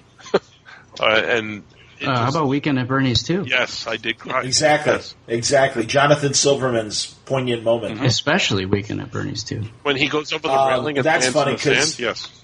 And especially given that it's still Lexmas season and stuff. Miracle on 34th Street, when the original, when the lady comes with the little Dutch immigrant kid who doesn't speak English, and all of a sudden Kris Kringle starts talking to her in Dutch, and the kid's like all excited, and they sing a little like Dutch Santa Claus, like Dutch Santa Claus. I'm like, oh my God, that's so sad. That poor kid. How is she living in America? She can't speak English. What is she doing? And literally, that my brain is crying that hard. Oh my God, it's a Wonderful Life. I must have seen it I don't know. I can't tell you how many times I've seen it. I'm watching it yesterday as I'm getting stuff ready and cooking dinner, and you'd think I was cutting onions or something. Yeah, I start down. I'm like, I'll be right back. See, I don't cry at Miracle on 30 or on It's a Wonderful Life. I love that movie. It's great, and it's very sentimental. When the girl's playing the piano, and she goes, "Oh, Daddy!" I'm like, "Oh, that's it. I'm messed up for the rest of the movie." Yep. That's or it. When he tells the pharmacist that he fucked up and Mr. Gower. Blacksmith, sorry, where he screwed up and he smacks him and then he hugs him. And that's because the guy just lost his son. The guy just lost his son, and you know what he's going through. Yeah, I didn't pay to be a canary. Mr. Gower. That's what I was talking about before. There's so many of those throwaway lines where everybody's belligerent to each other, and that's one to Yeah, Paid to sing like a canary. Yeah. Say, brainless, don't you know we're with that cigar in his mouth too? You're paid to sing like a canary. And doesn't Mr. Potter calls the people of Bedford Falls garlic eaters? Doesn't he say that? Oh yeah, you're right. Yeah, because they're all in. Now was that an Italian attack there? Of course it is. Sure, like Mr. Martini. Oh man, Mr. Martini, I'm breaking the jukebox. I just saw this movie yesterday called Pottersville, and I thought it was a sequel. Yeah, I thought it was similar to that, but it's funny because it's about a guy who caught his wife cheating, and he gets drunk and he runs out in a Bigfoot costume in the street and just starts screaming. So it's really good. I don't want to spoil because that's the one with Zod. Yeah, General Zod. Yeah, I saw that, and I thought that was a cute movie, actually. Yeah, man, General I had Zod so much fun. I was laughing. The original General Zod, Terrence Stamp? No, Shannon, last Michael name. Shannon. Oh, Michael Shannon. Yeah, Okay. He goes home early from work and finds his wife cheating on him, dressed as a furry, dressed as a bunny, and Sure. and Yeah. the guy they were hugging in the room, and the guy who was dressed as the wolf was his buddy, was the police chief, and so Michael Shannon goes back and gets drunk. And just puts on a squash suit and goes running. Yeah, no, doesn't he put on that ghillie suit? Yeah, the ghillie suit, a gorilla mask, suit. some gloves. Yeah, and somebody mistakes him for a Squatch. Yeah. It's so fun. I don't want to ruin it. You should watch it. It's really cool. But it's called Pottersville, and in the movie there's It's a Wonderful Life reference, a real obvious one. And then there's a reference for Jaws in the movie. It's so much fun. I watched it yesterday. I was laughing. And the kids were like, "What are you watching?" I said, "Come on, watch it with me." So they sat and watched. Then Rose came. That's your mistake when you say, "Come on, watch it with me." That's your. Well, I watched it first, and then they came in there. What is this? I go. Yeah, but you opened yourself up to. No, I don't want to watch this. Yeah, exactly. Boring. Totes dead. Totes much. Dad much. Dad much. Whatever. I was gonna say one of my favorite throwaway lines from "It's a Wonderful Life" is when Mr. Potter wants to make a point and he tells his manservant, "Hey, push my chair up, push my chair. You think you're going to?" And I just love, push my chair up. All right, move me closer so I can be more intimidating. That's the guy who's he saw all the crime go down. He saw Potter steal the money and all that, and he's the guy who should have said something. But the accountant that tells him about how the guy who's pushing the chair. But he's getting paid to be quiet. Oh, I see. I thought you were talking about the accountant who's in like every Green Acres episode and Beverly Hillbillies and Petticoat Junction. And that guy, I'll tell you something. One of these days, this young man is going to work for George Bailey. Yeah. I guess I love that guy. Oh, I'm sorry. Hey, wait a minute. Yeah, exactly. Do your alfalfa line, Artie. Hey, I'm sorry. Hey. Yeah. Exactly. It's that mid sentence switch gears. Oh, gee, I'm sorry. I didn't. Hey, like in there. There's a real FU under that. Hey. Hey. Oh, why don't you stop annoying people? Well, I'm sorry. Hey. By the way, that leads to my favorite sexy scene in It's a Wonderful Life. Man, Donna Reed in that robe. Wow. That's a good leg. That's a nice leg, man. They got a whole aircraft carrier, that one. Wow. Let me tell you, I was a big fan. This is a very interesting situation. Would you please hand me my robe? Why don't you kiss her? What if, why don't you kiss her? Why don't you fondle her boobs a little bit, George? Well, for years, go under the carriage and go hunting for the keys to your car. For years, I never knew what Potter was saying when he would say, "Wah, wah, wah." Remember when he's looking at the draft? But then I found out, 1A or 4F, and then 1A. I never knew what it was until later. Yep. That's the oldest tree in Pottersville. What's the matter with you? What are you, drunk? Fool. How about my grandfather Grandma Walton? Tree. Yeah. When there's the run on the bank and he's giving them, he's letting all the people have his money and stuff to keep the building and loan afloat. And the old lady, it's Grandma Walton who goes up and goes, "Can I just have $2?" Yeah. She said, "You know what I heard in that? I heard some documentary. I forgot what I was watching, but that line, she was supposed to ask him for $17 or $18 or something, and so she ad-libbed the $17.50, and George Bailey ad-libbed the kiss. That was all just they did it in one take, and I'm sorry, I got seized by the moment. Your pouting lips, your beautiful eyes. She thought it'd be cuter to ask for 50 cents. Yeah. Yeah, $17.50. Yeah. $242. During that movie, he was going through a lot of stuff from the war, PSTD. Yeah, STD. Yeah. And a lot of those scenes, probably the rawest. A lot of those scenes were him, dealing with that. Working shit out. Yeah. Yeah. I heard that too. Too funny. I know, it's amazing. That's, again, it's, you forget, those guys went to war. And by the way, that, of course, is the great irony of John Wayne, who was the hero of so many World War II movies. And, he didn't go. And he really didn't try that hard either. And John Ford always, gave him crap about it, too. And stuff. And, there's proof that he did ask the OSS, the precursor to the CIA. He wanted to work for them. And John Ford was really tight with all the brass in Washington. And he's like, get me in there. Just let me finish one or two more pictures.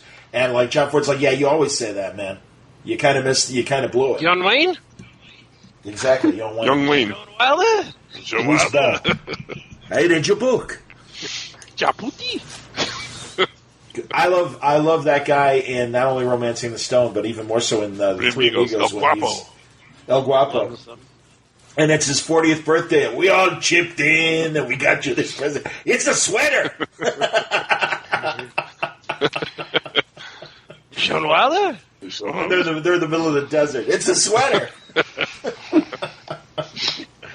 Oh my God, good stuff. What else am I gonna tell you guys? There was two moments in the new movie, Star Wars movie. Go for it. That could be spin-off movies on Disney Plus. Clearly.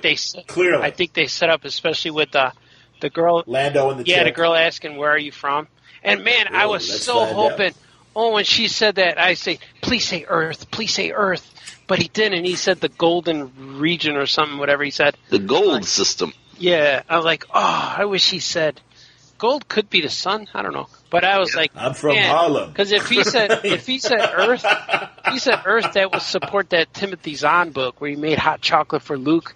Like, that would have been cool. And then the other one was, of course. Tell me about we'll go ahead and do the other thing, and then tell me about the hot chocolate. Oh, and Ray buries his lightsabers could open up future Disney. Sure. Yeah, because everybody goes back to the old Skywalker homestead. Yeah. Jeez, for a place nobody ever heard of, everybody goes there. Yeah, it's all. I liked how it ended with the dual sunset again. I thought that was great. But in the Timothy Zahn book, I used to read it on the bus all the time. Like there was 3 novels, but I didn't make it to the 3rd novel because I graduated, so I stopped taking the bus to school. So I read like halfway through, and I just stopped. I lost track because I used to get on the bus and just read it every morning for an hour, and then read it coming home.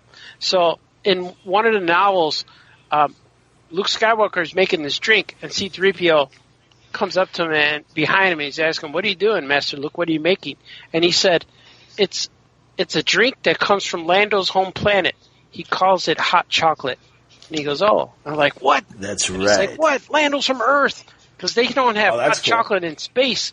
You know, the other chocolate. Originally, the name of the drink was Colt 45. Oh, was it? Exactly. Yeah. Would you like to try some malt liquor? But that's from the gold system. But when he said that, I was like, "Say Earth." And when he didn't say Earth, I'm like, "Oh, that's okay. It's Earth." Because maybe the Earth is in the gold system. Yeah, maybe it is. Did you cheer when he took off that mask and it was Lando? Yeah, I was happy. Yeah. I bet Art's real happy. I'm glad they gave him as much to do as they did. I wouldn't have been upset if they gave him more, but it felt more than just a cameo. The only nitpicky thing I was disappointed in, he called him Chewie instead of Chewbacca. Right, I said that earlier. Yeah, I wanted to hear that. Oh, that's funny. I'm sorry, Scoot. I thought you said it earlier. It was Artie. I apologize. I'm like, yeah, all right, we've covered it. He doesn't say that's hilarious. He doesn't say. I'm sorry. He says it with G's, Chewbacca. He does. The way he says it was different. Not Chewbacca. It was Chewbacca. Yeah, I know. It was like he stretched like the middle syllables faster. How you doing? Well, it's like Han is hand. Han, I gotta help Han. Yeah. Well, they asked him why he said it that way, and he goes, "I mispronounced it." Yeah, it's written down. Man, well, but he even did it in the audio version of Dark Empire because he's in it, and he does it there too. Han, I gotta get Han. We'll say. So I love the fact that he keeps coming back. I like doing like that he over the years audiobooks or whatever. It's like, yeah, I'll do Lando, no problem. The only thing he didn't do, and I thought he had done it, was that BBC version, but it was BBC One. BB-8. That actor that looked like Julian Lennon, but he's not Julian Lennon. I forget his name. Oh, your name George. What's Ringo? Hello. I almost look like my father. Right, that sort of thing. Thank you, Paul. Hello, Ringo. Hello, Ringo. Hey, Lando. Right. How you doing, Paul McCartney? Doing great. Oh, Billy D, I'm quite good, actually. Yeah, You and McGregor. It's almost. I was going to say it's almost you and McCartney. Exactly. Oh, right, Anakin. Anakin, we must make Penny Lane. All you need is love.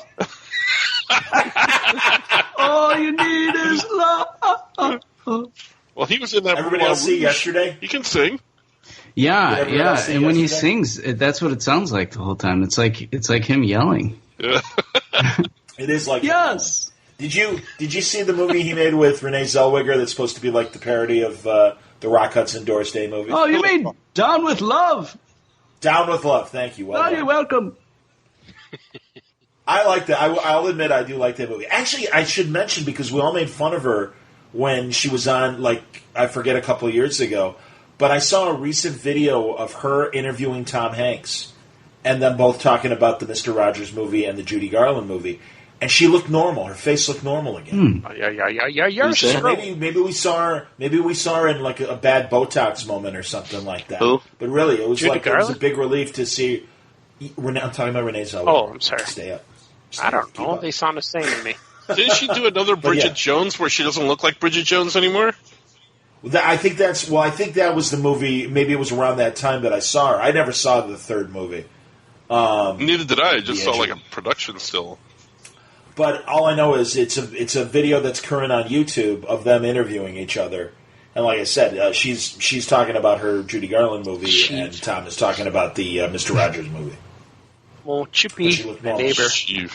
Who is it? I have SAG screeners. I started to get Screen Actors Guild because I get to vote for the Screen Actors Guild Awards.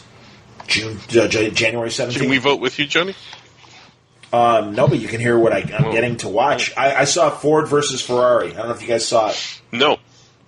Epic. I'm never going to watch it. Yeah. Never going to watch it. Unbelievable movie.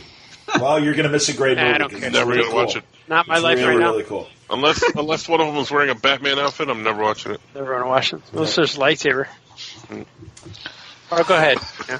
No, I might watch it. You never know. It'll be in my. I watched like 6 movies yesterday, so it's probably. I watched a real hurting Nutcracker movie. I was so mad at it. Or was it just generally a Nutcracker in terms of it hurt your balls? No, it was called the Nutcracker in the Four Realms or something. But I took it away from you, Johnny. Go ahead. Yeah, it's much. No. This is much cooler than Ford versus Ferrari. We were. I've been seeing Nutcracker. No, continue. Play. Really. I've been seeing his Nutcracker play every year for the last 10 years. Well, Sonny's been in them, and I know the story. But in this movie, they called it the Nutcracker. I have no idea why they called it the Nutcracker, because the girl in the movie never got a Nutcracker for Christmas. She got an egg with a key instead. And it was back in the day, that's what they call Nutcrackers. I guess so, because I guess you got to throw them. Wham! Oh! But it was very frustrating. If they should have called it. Good. I hope you suffered for 2 goddamn hours. How about that? They should have called the Ferrari movie. Yeah, they should have called Wizard of Oz meets Narnia. I'm going to call it this. All right, go ahead. I'm sorry. I'll watch your. No, please. Your full. No, you don't have to watch it. I was gonna go through the list of the other SAG movies I'm getting. Yeah, let me see. So I'm getting the Mr. Rogers movie. Yeah. I'm getting the J-Lo stripper movie. Hustlers. Hold on one second. Boy. I got Joker. I never saw that. Which one? Joker. Yeah. You really never saw Joker? I haven't seen it, yeah. Interesting. Hold on one second. I saw it. Did you guys like it? Yeah. Somebody got up at the end. I stayed through the end to the credits, and as I was leaving, some guy got up and started yelling. He was yelling about, he started off by saying, "See, this is what happens when we eat each other." And I was like, "What is he talking about?" And he started. Dark Knight. Shut it down. Well, is that right? Joker. I don't know. There's a lot more moaning. What? Yeah, it was weird, man. Like, he just started yelling. He was talking about, who's the guy in there? Joaquin Phoenix. Yeah, he would want us all to be vegan. And he's going on. And finally the people who worked there came in and they started talking to him and getting him to settle down. But I was like, man, time to go. This was at the very end of the movie? Yeah, this was after it was all over. I was foolish enough to stay to the end for that. You were waiting for Batman. Already, because you guys are Chicago guys. Did you hear the story that there was downtown when they showed the movie the first weekend? There were 2 guys who were smoking cigarettes during the movie and would maniacally laugh and were just being a nuisance. And finally, the cops came and actually arrested them. Good. And made them spend the night in jail and stuff. And it's like, hey, don't be jerks. Yeah, right? Seriously, good. So here's the list. Here's what I'm getting. First, these are no. It's all right. It's all right. I enjoyed every moment of the Nutcracker. I'm not done yet. I love you. DVDs Bombshell, the Fox movie with Nicole Kidman and Naomi Watts and I heard that's and Harley good. Quinn, Margot Robbie. Never gonna watch it. The Harriet Tubman movie called Harriet. Called The Irishman. Jojo Rabbit, which is the crazy movie that Thor Ragnarok guy made. It's great. It was never in the movie theaters around here, and I was looking for a place. Wow. Yeah. No, it's excellent. Send me a bootleg of that. Joker. Marriage Story, which is Kylo Ren and Scarlett, and the Black Widow married. Yeah, you're going to hate it because Kylo Ren is in it. Exactly. I like him in indie movies. It was my favorite part. Once Upon a Time in Hollywood, the Tarantino movie. Yeah. And then the Korean movie, Parasite. Yes. And then digital. I'm not. Now those are ones I'm getting DVDs for. Actual hard DVDs. Let me ask you a question, John. Do you have to return those afterwards? They say we have to destroy them. I don't destroy them. I keep them. Oh, you're not going to get them anymore. I know. I like how Johnny said. I'm risking a lot. Johnny said Korean as Gary Marshall. Thank you for noticing. Thank you, Scott. Because of course, Chachi, as we all know, exactly Korean for penis. Oh. For digital, because we keep expecting Kylo Ren. The previous year to be the last year we're going to get actual hard DVDs, and that they're just going to give us digital links to screeners online. So online I can watch Beautiful Day in the Neighborhood, Ford versus Ferrari, the Judy movie, Just Mercy. I have no idea what that is. Rocket Man, the Elton movie. Yeah. And Us. Me and you. Jordan Peele horror movie. Scary one. Horror movie. It's a horror movie. Well, Us is already out on Oh, that with the doppelganger but it's up family, for, right? Yeah. Yeah, that one's creepy looking. Yeah, it's up, but like SAG Awards, it's all year, so there's always like a movie that's like from way earlier in the year, but it qualifies for this year's SAG Awards. So like that always happens in Oscar season. Hi, Oscar. There's always like exactly. There's like a spring movie from the previous year that's nominated. You're like, wow, wasn't that last year? And it's like, yeah, but it was at the beginning of the Oscar season, so it's all right. So there you go. No thoughts. Yeah, I want to watch Jojo Rabbit. I haven't seen any of them. I'm never gonna see the Ferrari one. I'm telling you, it's excellent. I saw the Mr. Rogers one. And? It was less about Mr. Rogers and more about the guy who interviewed Mr. Rogers. Yeah, I had heard that. Yeah. My wife hated the movie. Yeah, I was not a fan. It wasn't enough Mr. Rogers for me. He was more like an angel who came to this guy, this writer, and was trying to help him out. I don't know. Was he a dead Mr. Rogers? No, he was alive. He was a Force Ghost. Really? Yeah, he's a Force Ghost, Mr. Rogers. Show up and go, how you doing? like that. I'd like you to use the Force if you could. I'm a Jedi. Did you say Jedi? Handyman Negri made me my lightsaber. Can you say Kylo Ren? Speedy delivery, Anakin. You want this? I'm never going to watch that now. I'm going to see it. I do honestly try to watch most of the movies, unless it's like absolutely like, I don't know if I want to watch Adam Driver and Scarlett Johansson have a bad marriage. That's okay. That's sad. That's their movie. I know we want to... Do you think they have a bad marriage because of the way each of them looks? Oof. Exactly. Well, no, I got to tell you, Scarlett, for having such an ordinary face, I'm a big fan. Scarlett Johansson? She literally has, I think she's got a girl next door. She's got bug eyes. She's like a beautiful. bug. She's got bug eyes. Look at her. She's a beauty. I think she's adorable. I like her. Her Saturday Night Live was good the week before Eddie Murphy's. Not as good as Eddie Murphy's, but it was good. It had fun stuff. Isn't she dating one of the guys on there? Yeah, she's dating Colin, the newscaster the guy from Update. From Weekend Update, exactly. I thought they were married. I don't know if they're married. I don't think so. I'm married. They're engaged. Whoa. Are they? Yeah. There you go. Okay. What was I going to say? I don't know. I love the Black Widow trailer, by the way. Yeah. Did you guys see it? Yeah, we saw that. They had the Russian Captain America guy on there. So that was interesting. Yeah, that was awesome. Yeah. And also, obviously, Wonder Woman. That's the other Black Widow, the blonde Black Widow from the comics. That's Hellboy. So that's cool, too. It's just the blonde Black Widow. That's what she is. Yeah, she is. It's just descriptive. It's not racist. Exactly. Blonde Black. And the Wonder Woman, I like the Wonder Woman 84 video. Mm-hmm. That was good. Yeah. Oh, yeah. I saw that. Yes. There you go. Yes. Only saw. Oh, you know what's great? And we haven't talked about it on the show. The Harley Quinn cartoon that's on DC Universe is it's dirty, like Rick and Morty dirty. Yeah. But they just swear like the best. Lake Bell. I love Lake Bell. She plays Poison Ivy. She and then she's like because in the second episode Harley wants to join the Legion of Doom, and she's like, "How can you want to join the Legion of Doom? Those guys are dicks." And she says, "Dicks." Lake Bell has a show on ABC right now with Dax Shepard called Bless This Mess. It is hysterical. I think it's really fun. I think you would like it, Johnny. Yeah. It's a half-hour comedy where her and her husband, she's a therapist, and her husband's a writer, like he used to work for a newspaper, and they moved from New York City, like his aunt dies or something like that, and they have this farm in Nebraska, and they decide that they're just going to go be farmers, and it's really funny. Interesting.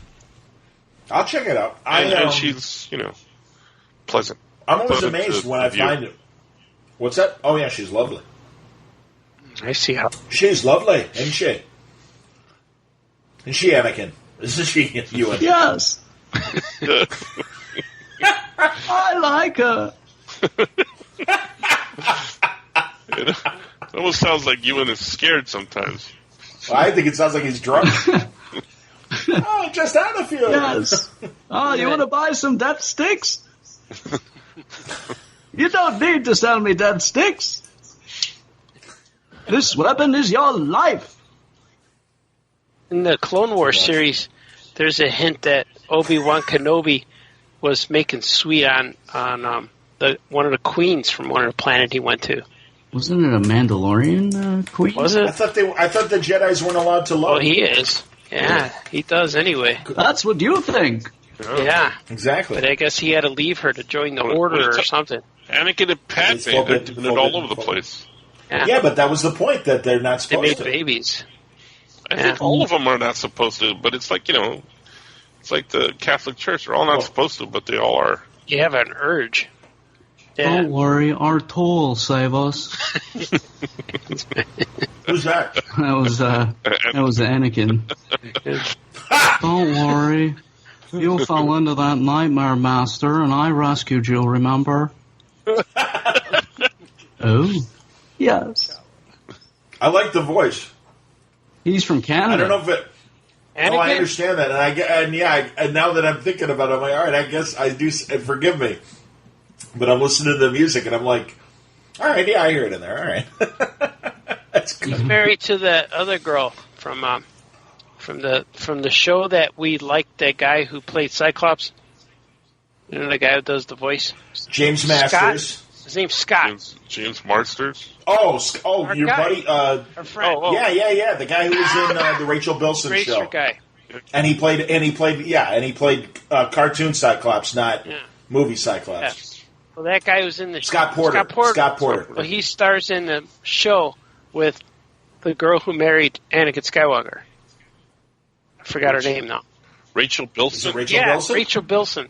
That's the show, Heart of Dixie. Yeah. To Christian. Heart of Dixie. Yeah. It was Heart of Dixie. Okay, because I remember when I had Scott on Word Balloon, and I was asking him, "What are you doing now?" He's like, "Oh, I'm on a WB show because you wouldn't want to watch it."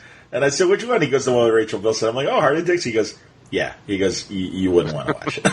And I'm like, "Well, I'd watch it for you." Yeah, it's cute. It's so. And Rachel Bilson, I'm a big fan. What has Hayden Christensen done? Really, he did a couple of movies after Star Wars. Shattered Glass is a great movie that he made, where he's the plagiarizing journalist. Yeah, and there was that other movie where he was like a jumper, a time jumper. Yeah, I like. Yes, I like that movie too. They could have made more of that. Yeah. That's something they got. I think they wanted to, but it didn't do it. Yeah, that's something they got wrong. Yeah. And the other one, there was one similar to that called like Clock Stoppers, which could have been good too. That was really fun too. But I don't know, they just don't catch on. But then what happened to Hayden Christensen? He doesn't do anything anymore. Really. Looking it up. He's at home now. Jumper is the name of that movie, 2008. Yeah, I liked that a lot. That was really good. He's also in a movie just last year called Little Italy. Yep. He was in 2010. He's in a movie called Takers. 2 years ago, he was in a movie called First Kill with Bruce Willis. Hey, it's a Bruce Willis direct-to-video movie. What are the odds? I remember Takers. I think I've seen that one. So never mind when I said he hasn't done anything. Never mind. Yeah. He just hasn't done anything good. Yeah. Why not? They should do good stuff. You know? Why not? Is it a gamble? That much of a gamble? I think so. You read something? Yes. This movie sucks. William Friedkin, the great director, said, "For a movie to be good, 1,000 things have to go wrong."